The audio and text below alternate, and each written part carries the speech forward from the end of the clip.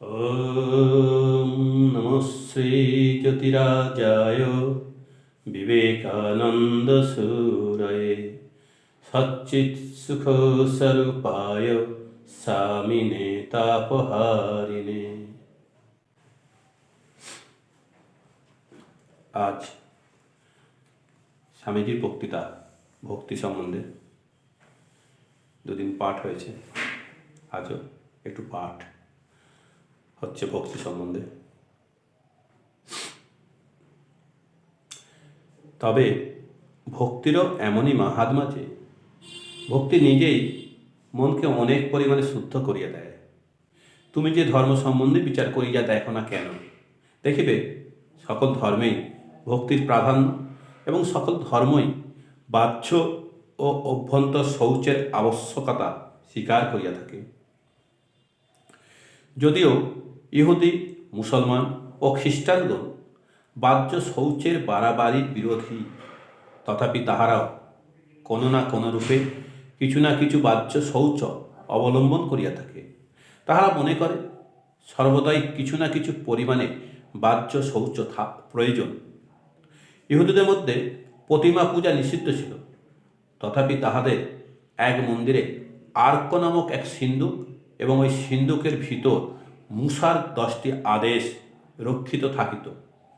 ওই সিন্ধুকের ওপর বিস্তারিত পক্ষযুক্ত 2টি স্বর্গীয় দূতের মূর্তি থাকিত এবং উহাদের ঠিক মধ্যস্থলে তাহারা ঈশ্বর আবির্ভাব কল্পনা করিতেন। অনেকদিন হইল ইহুদিদের সেই প্রাচীন মন্দির নষ্ট হইয়া গিয়াছে, কিন্তু নতুন নতুন মন্দিরগুলিও সেই প্রাচীন ধরনেই নির্মিত হইয়া থাকে। আর এখন খ্রিস্টানদের মধ্যে ওই সিন্ধুকে ধর্মপুস্তক রাখা হয়। রোমান ক্যাথলিক ও গ্রিক খ্রিস্টানদের মধ্যে প্রতিমা পূজা অনেক পরিমাণে প্রচলিত। ওরা যিশু এবং তাহার মাতার প্রতিমূর্তি পূজা করিয়া থাকেন। প্রোটেস্ট্যান্টদের মধ্যে প্রতিমা পূজা নাই, কিন্তু তাহারাও ঈশ্বরকে ব্যক্তিরূপে উপাসনা করিয়া থাকে। উহারাও প্রতিমা পূজা রূপান্তর ভক্ত। পারসি ও ইরানিদের মধ্যে অগ্নি পূজা খুব প্রচলিত। মুসলমানেরা বড় বড় সাধু মহাপুরুষদের পূজা করিয়া থাকে আর প্রার্থনার সময় কাবার দিকে মুখ ফিরান। এই সকল দেখিয়া মনে হয় যে ধর্ম সাধনের প্রথম অবস্থায় লোকের কিছু বাহ্য সহায়তার প্রয়োজন থাকে। যখন চিত্ত অনেকটা শুদ্ধ হইয়া আসে, তখন সূক্ষ্ম হইতে সূক্ষ্মতর বিষয়সমূহে ক্রমশ মন নিবিষ্ট করা যাইতে পারে। উত্তম ব্রহ্ম সদ্ভাব ধ্যান ভাবস্তু মধ্যম স্তুতির জপ অধম ভাব বাচ্য পূজা ধমাধমা।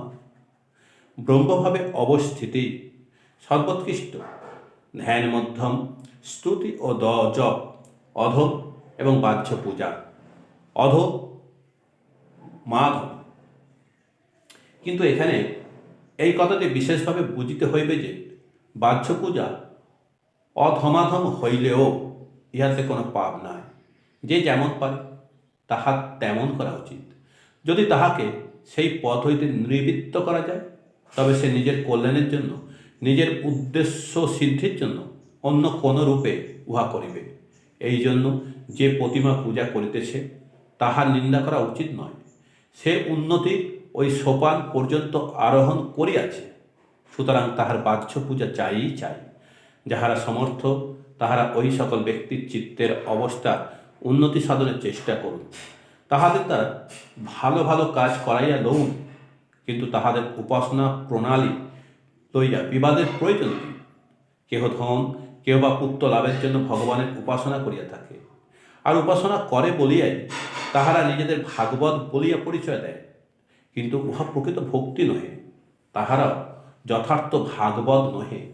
যদি তাহারা শুনিতে পায় অমুক স্থানে এক সাধু আসিয়াছে, সে তামাক শোনা করিতে পারে, অমনি তাহার নিকট তাহারা দলে দলে ছুটিতে থাকে। তথাপি তাহারা নিজেদের ভাগবত বলিয়া পরিচয় দিতে কুণ্ঠিত হন না। পুত্র লাভের জন্য ঈশ্বরের উপাসনাকে ভক্তি বলা যায় না। ধনী হইবার জন্য ঈশ্বরের উপাসনাকে ভক্তি বলা যায় না। স্বর্গ লাভের জন্য ঈশ্বরের উপাসনাকেও ভক্তি বলা যায় না। এমনকি নরক যন্ত্রণা হইতে নিস্তার পাইবার জন্য ঈশ্বরের উপাসনাকেও ভক্তি নামে অভিহিত করিতে পারা যায় না।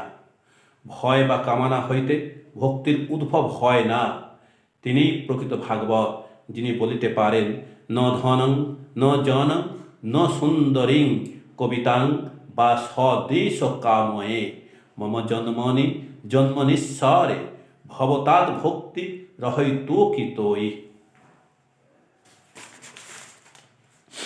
হে জগদীশ্বর, আমি ধন জন, পরমা সুন্দরী স্ত্রী অথবা পাণ্ডিত্য কিছুই কামনা করি না। জন্মে জন্মে তোমাতে যেন আমার অহৈতুকী ভক্তি থাকে। যখন এই অবস্থা লাভ হয়, যখন মানুষ সর্বভূতে ঈশ্বর এবং ঈশ্বরের সর্বভূতকে দর্শন করে, তখনই সে পূর্ণ ভক্তি লাভ করে। তখনই সে ব্রহ্মস্তম্ভ পর্যন্ত সর্বভূতেই বিষ্ণুকে অবতীর্ণ দেখিতে পায়। তখনই সে প্রাণে প্রাণে বুঝিতে পারে ঈশ্বর ব্যতীত আর কিছুই নাই। কেবল তখনই সে নিজেকে দিনের দিন জানিয়া প্রকৃত ভক্তের দৃষ্টিতে ভগবানকে উপাসনা করে। তখন তাহার আর বাহ্য অনুষ্ঠান এবং তীর্থ ভ্রমণাদি প্রবৃত্তি থাকে না।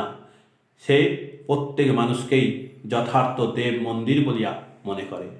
আমাদের শাস্ত্রে ভক্তি নানা রূপে বর্ণিত হইয়াছে, কিন্তু যতদিন না আমাদের প্রাণে ভক্তি লাভের জন্য যথার্থ ব্যাকুলতা জাগিতেছে, ততদিন আমরা উহার কোনোটি প্রকৃত তত্ত্ব যথার্থরূপে হৃদয়ঙ্গম করিতে পারি না।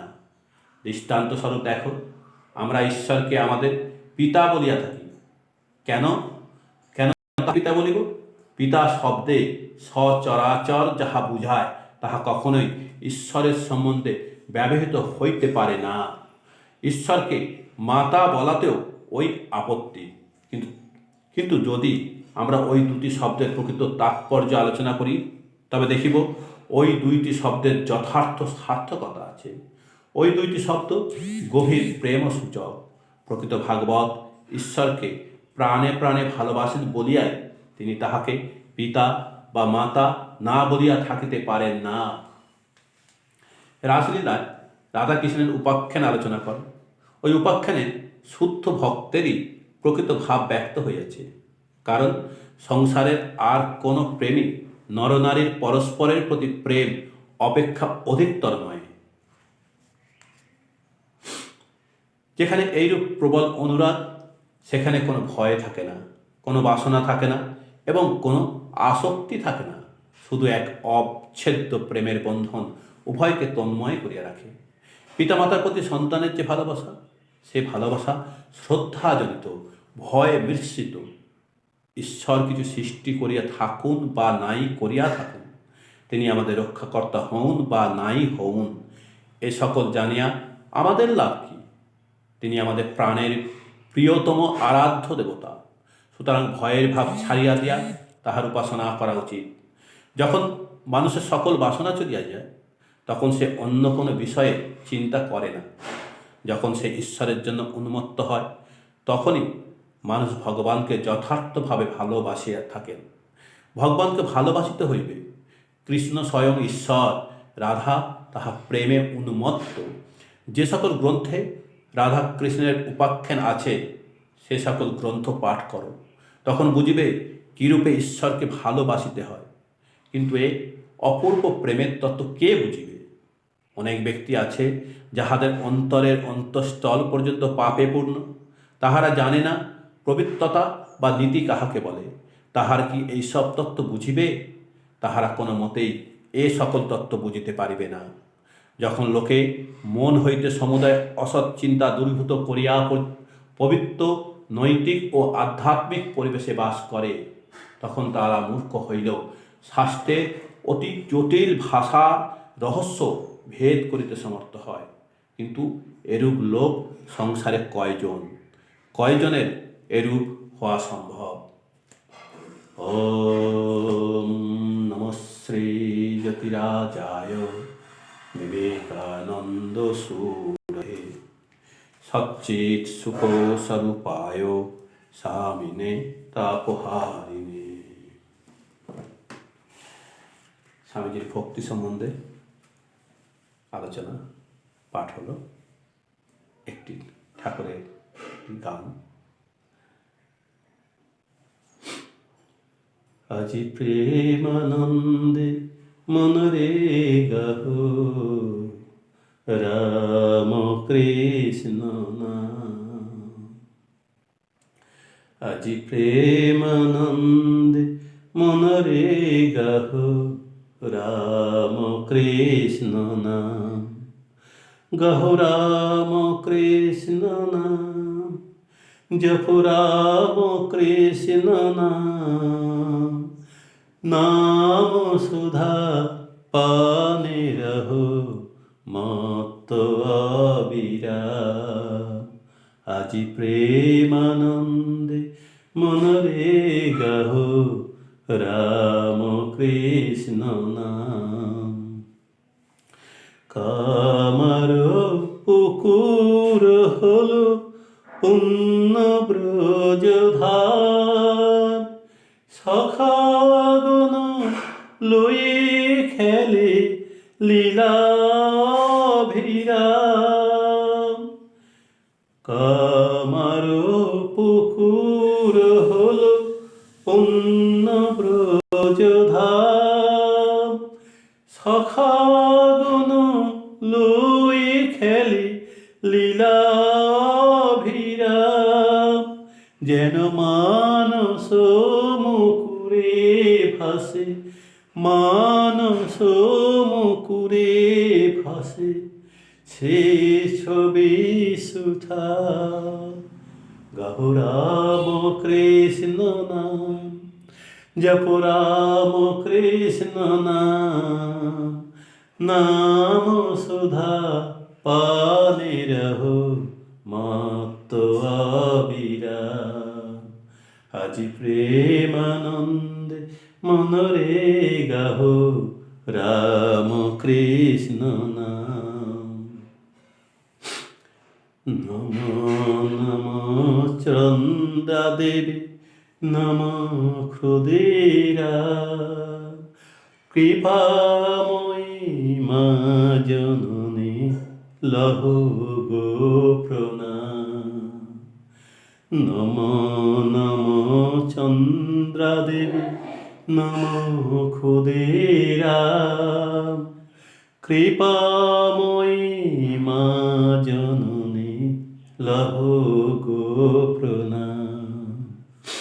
জয় রাম বাটির মাটি চন্দন সমান। আমার মা জননীর জন্মভূমি মহাতীর্থস্থান। জয় রাম বাটির মাটি চন্দন সমান। আমার মা জননীর জন্মভূমি মহাতীর্থস্থান। মায়ের চরণে শরণ, চরণে শরণ নিলে পুরে মনস্কার। গাহো রাম কৃষ্ণ নাম, জপ রাম কৃষ্ণ নাম। নাম সুধা পানে রহো মত্ত অবিরাম। আজি প্রেমানন্দে মনরে গাহো রাম কৃষ্ণ নাম।